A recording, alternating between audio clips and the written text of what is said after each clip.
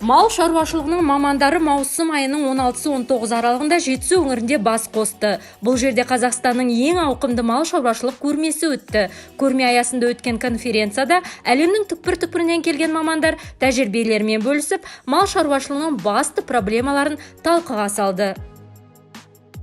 Последние, наверное, 15-12 лет я вот слышу о том, что есть у Казахстана экспортный потенциал, да? И мы только об этом на самом деле и говорим, потому что, да, мы сделали какую-то часть, выполнили, привезли там самые лучшие породы в Казахстан, и действительно у нас получилось там выстроить какие-то кормочные площадки, построить, но на самом деле потенциал как мы не раскрыли, да? Мы об этом говорим, и я думаю, что если сейчас что-то не предпринять, что-то кардинально не изменить и сделать возможно, что фермеры начали зарабатывать, мы также и будем в следующие 15-20 лет говорить об этом потенциале. Да?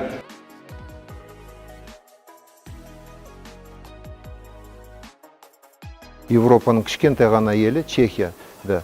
Олардың территориясы біздің бір облысқа бірнеше Чехия сияды. Қазақстан түгіл, бір облысқа бірнеше, біздің бір үлкен ауданның мөлшерінде ғана Чехияда 10 миллион халық тұрады, 600 мың ірі қара басы бар. Бірақ соған қарамастан біз етсіз қаламыз, ойбай біздің малымызды басқа елге алып кетеді деп ешқандай басына күл сеппей, олар міне алыс жердегі жатқан Қазақстанға келіп өзінің малын ұсынып отыр, сатып алыңдар деп бізді керісінше ынталандырып отыр. Өзінің тәжірибесін өзін-өзі мақтап, міне презентациясын көрсетіп отыр.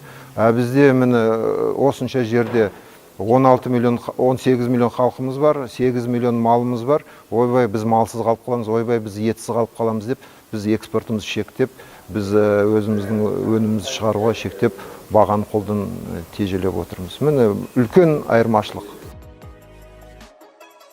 Ақштан келген сарапшы Фрэнк Грейвс өз сөзінде Қазақстанның мал шаруашылығының әлеуеті орасан зор екенін атап өтті. Сондай-ақ өзге елден Қазақстанның ұтатын жері біздің елде жайылым жерлер мен жем-шөп көп дейді. Ал еліміздегі беделді шаруа қожалықтары ет бағасының қолдан тежеліп отырғаны асыл тұқымды мал шаруашылығының дамуына кедергі келтіретінін, фермерлердің мал кәсібімен айналысуға ынтасын төмендететінін айтты.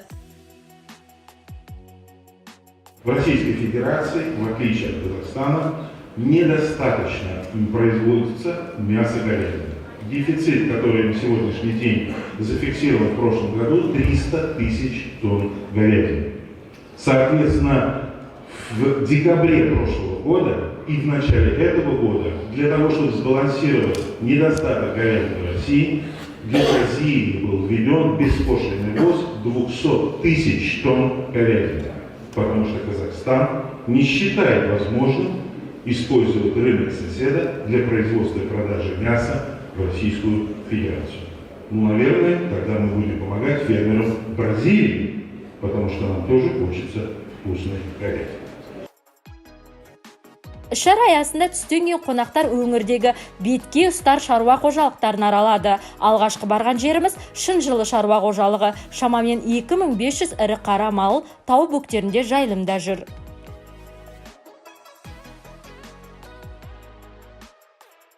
Бұл 2,5 мың гектар жер телімінің барлығы электропастухпенен қоршалған. Клетканың барлығында тоқ жүргізілген. 12-15 вольттық тоқпенен жүргізілген. Сол себептен бұл жерде адам санының өте көп қажеттілігі жоқ. Малшылар аралап клетканың барлығын таңертең аралап обход жасап шығады. Сол моментте мысалға ауырып тұрған, не болмаса ақсап тұрған мал болатын болса, соны клетканың ортасына қарай алып барып, жаңа ветеринарный пункт деген жер, сол орталыққа алып келіп, сол жерден қарап, емдеп, қайтадан өз клеткасына қайтарамыз. Қазақстандағы ең ірі жылқы шаруашылығы Алакөл асыл түлік. Шаруа қожалығында 10 мыңға жуық жылқы бар. Осы шаруашылықта біз түпкі мақсатымыз жергілікті қазақ жылқыларын түбегейлі өнімдік және тұқымдық сапасын арттыру. Оны қандай жолмен арттырамыз? Біз будандастыруды пайдаланып жатырмыз. Будандастыру, яғни жақсартушы басқа жылқы тұқымдардың тұқымдық айғырларын жергілікті қазақ биелерге шағылыстырып, солардан бодандар алып, біз онан әрі жетілдіру. Қой өсіретін шаруашылықта тасада қалған жоқ, себебі бұл біздің халық үшін табысы мол берекелі шаруашылық болып саналады.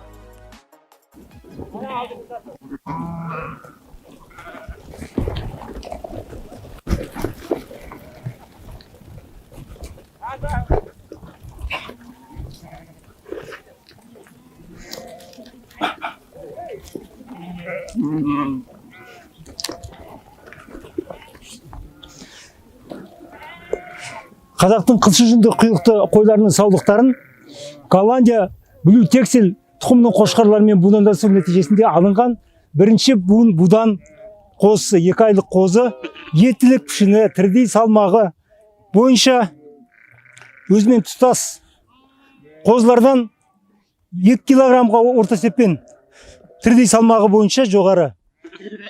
Тәуліктік салмақ өсімі 350-400 граммды құрайды. Ал жергілікті қазақтың қылшы жүнді құйрықты қойларының қозыларының тәуліктік салмақ өсімі 350-360 граммды құраса, осы көрсеткіш бойынша будан қозылардың артықшылығы 15-20% арасында. Лепсі 2022 мал шаруашылық көрмесінің алғашқы күні стейк дегустациясымен аяқталды. Қонақтар Жетісу өңірінің керемет табиғатын тамашалап, тау бөктерінде кешкі ас ішті. Келесі күні асыл тұқымды ірі қара мал арасындағы байқау, аламан, бәйге және палуандар арасындағы тартысты бәсеке қалай өткендігін және кім жеңімпаз атанғандығын алдағы уақыттағы кезекті бейнематериалымызда жариялайтын боламыз. World of None порталымен бірге болыңыздар.